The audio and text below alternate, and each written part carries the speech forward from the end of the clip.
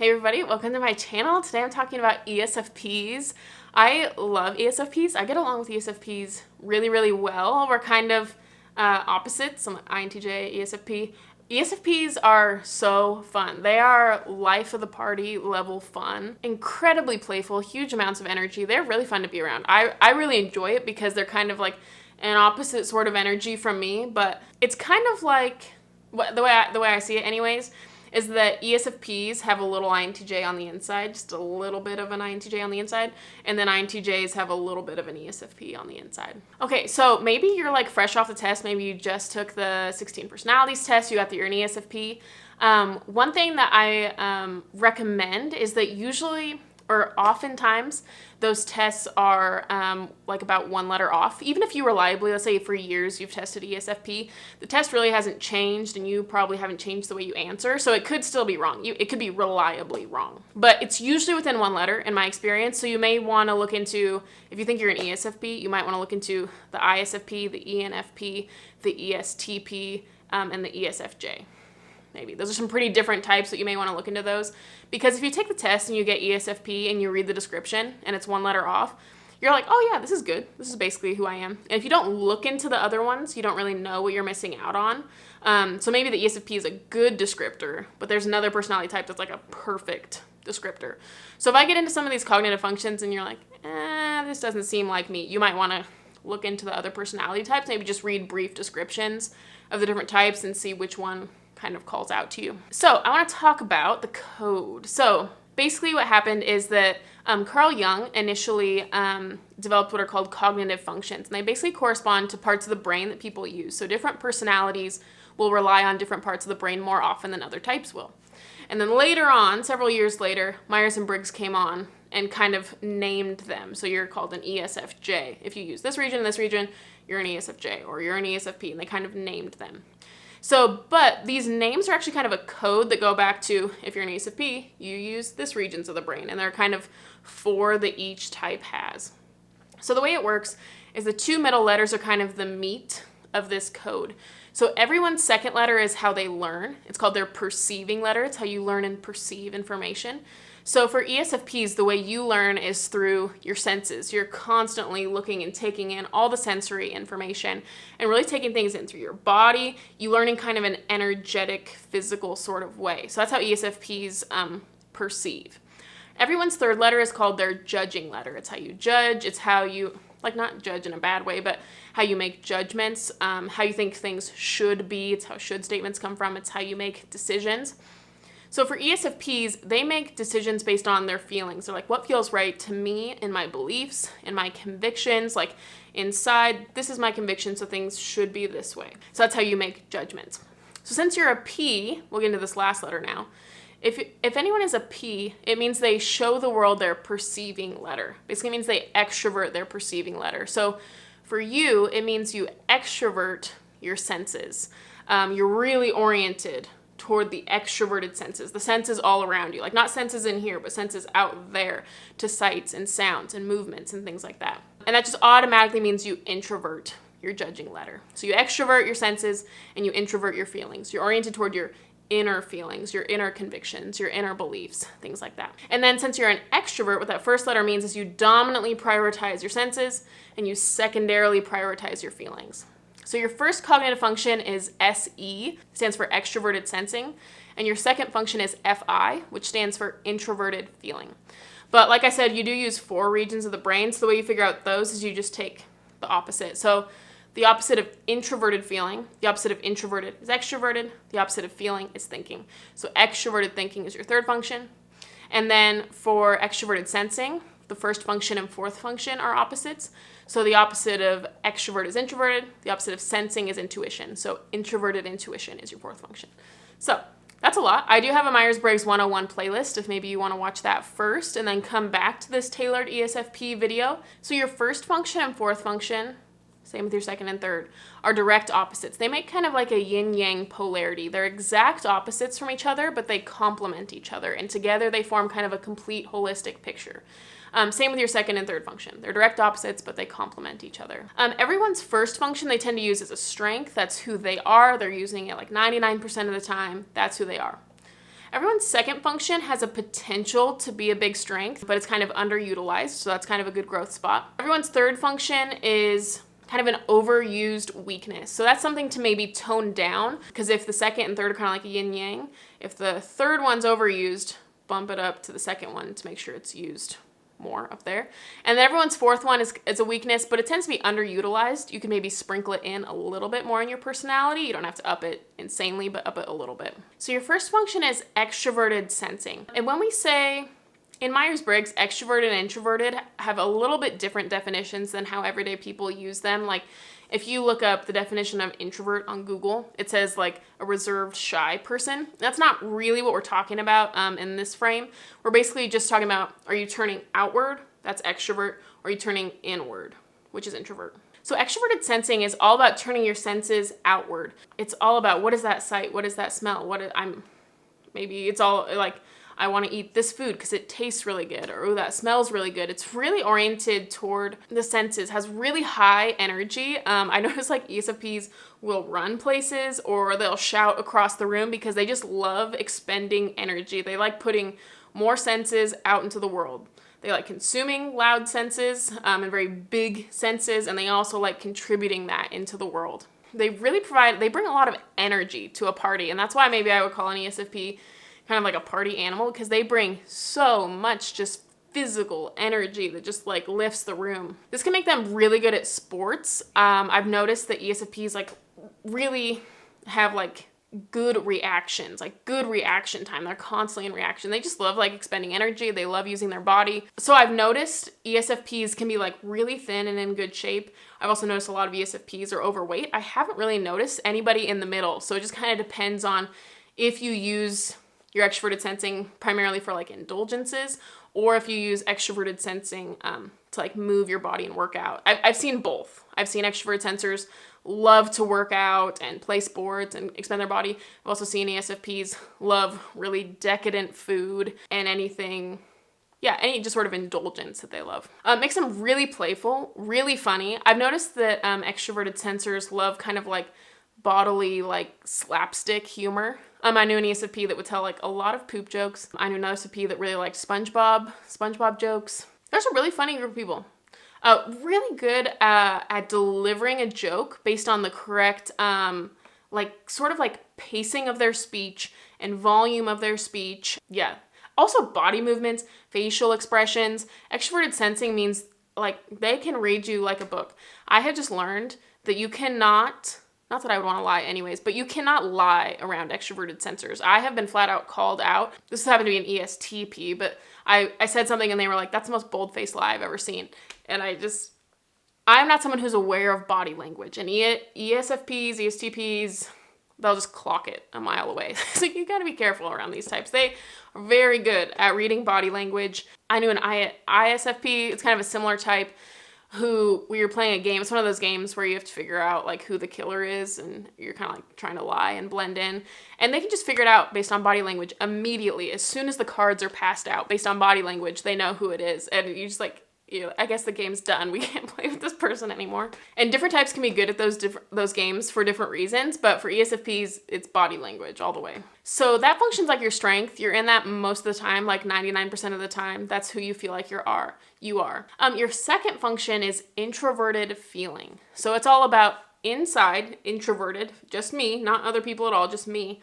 How do I feel about things based on my beliefs, my convictions?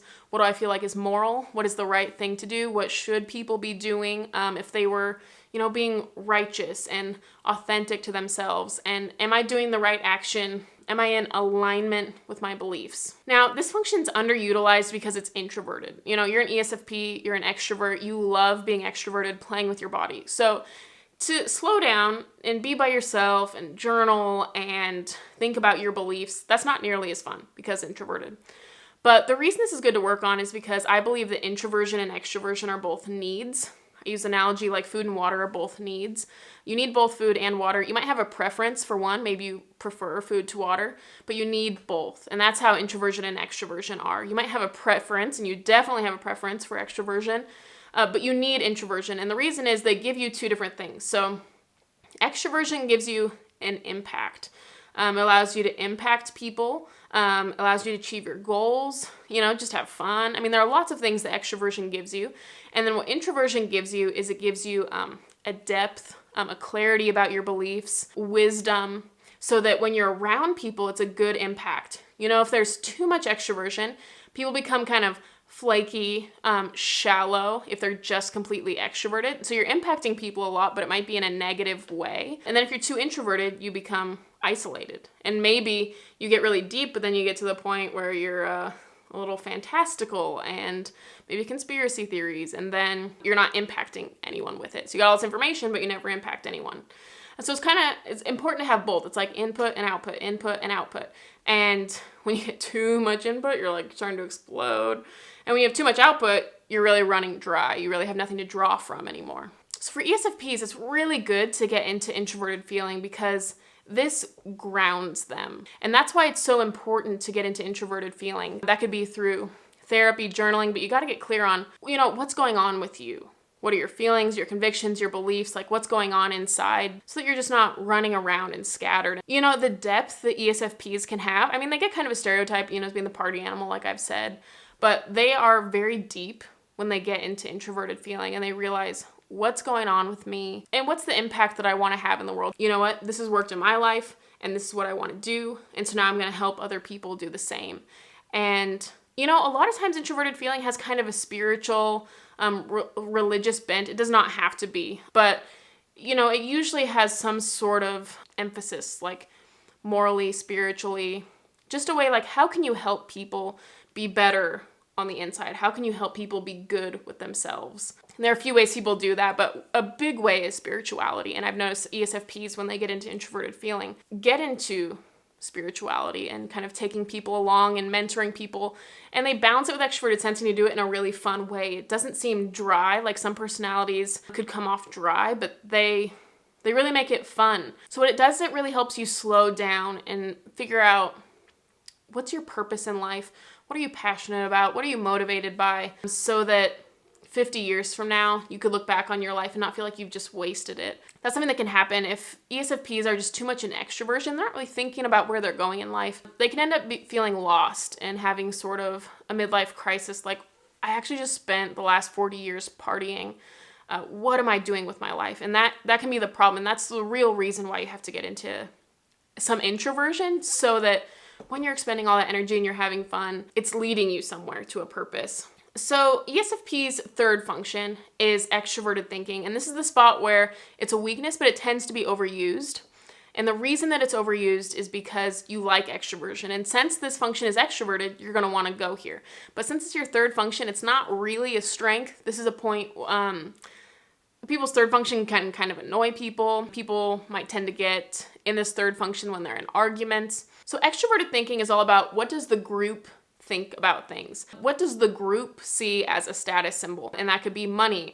What does the group see as the best way to do things? What do they think is the most productive, efficient way to do things? How can I set goals and achieve them rapidly? It's like leadership, getting things done, leading people, taking charge. How can I make sure that I'm respected in the eyes of the group? Leading people, having achievements, regulating my output. I want to increase revenue 15% by the end of quarter 2. That sort of thing. The issue with this, if ESFPs get in what's called a loop, and that just means that they're in extroverted sensing and extroverted thinking, it makes them very scattered, and it makes them want to lead people, because extroverted thinking wants to lead, without them necessarily having deep convictions. So they're kind of like bossing everybody around, they're charging forward, this is what we're doing, I'm gonna get this done, and this done, this done, this done, this done. And it makes them incredibly busy, but not busy on the right things. So maybe you're getting a lot done. You're achieving a lot. Maybe you had 20 things on your to-do list today and you got them all done, but it turns out none of them were the right thing, and you are actually avoiding the one thing that would really move the needle, the one thing that you're passionate about, the one thing that 100 years from now you would have said is a meaningful thing to do. It causes the ESFPs to lead people, maybe market themselves and be professional, and they can get hired for these great jobs before they're actually really ready to do so, before they're in a place where they're good with themselves to actually be leading people. So sometimes they'll be, leading people, but in a way that's maybe kind of shallow, trying to take people where they haven't necessarily gone themselves, maybe trying to pretend that they have it better, kind of like a fake it till you make it sort of thing. Like the same person, like I'm thinking of this same pastor, and like the sermons he would preach, you could just tell there was something off about him because there wasn't a congruency or an alignment with what he said and what he did, or even the things he said were just kind of shallow in and of themselves. So he's like out there, he got this position, he got this pastoral position, and it wasn't like meaningful. But when this guy did this processing and he got in touch with his feelings, all of a sudden the sermons became a lot different. They became a lot more meaningful. You could tell they came from experience, that this depth that he was trying to lead other people to, he had gone on himself. And that is when it gets really powerful, because you don't want to just be scattered and getting a bunch of things done, or maybe get hired for a job that it turns out wasn't in alignment with your convictions. You got to figure out what your convictions are and then try to get a job in alignment with those. You really need to do introverted feeling first, and then you can kind of use a little bit of extroverted thinking to help you get there. But if you don't have any introverted feeling, that means you're inauthentic. It could mean you're shallow. You don't have any convictions, beliefs, morals, and you're just bossing a bunch of people around. And that's really a bad spot to be. So what ESFPs, need to do is learn to slow down, get in touch with their emotions, and really think about in their gut, how do they feel about things? And it's not, what do authorities say? Because extroverted thinking is all about, what do authorities say on the matter? Like, what did I hear on the news? What did the pastor say? What did this book tell me to do? What did this podcast say to do?